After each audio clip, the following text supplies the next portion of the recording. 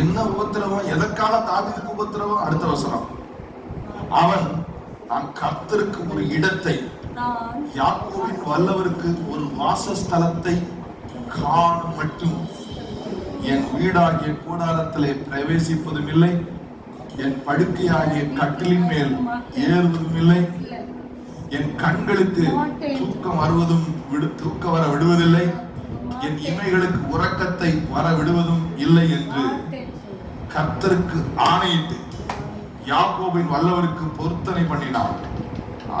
இதோ நான் எப்ராத்தாவிலே அதன் செய்தியை கேட்டு அதை கண்டோம்.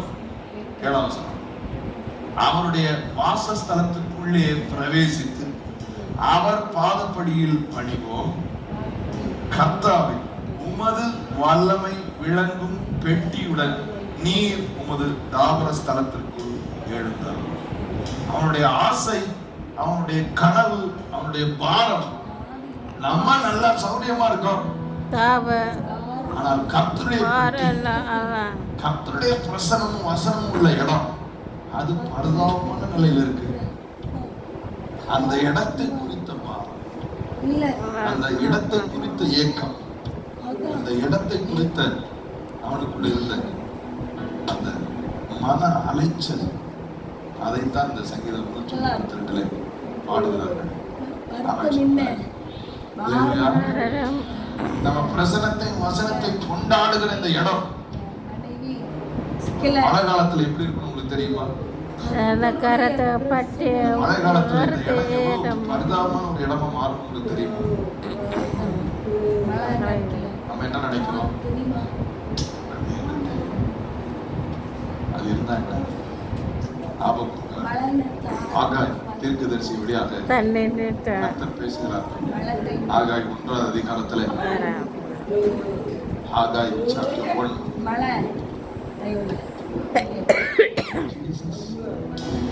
ஆகாய்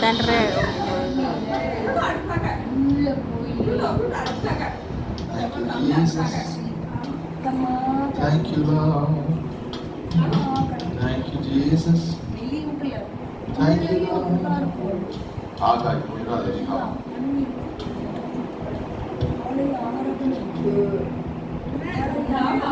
1ஆம் அதிகாரத்துல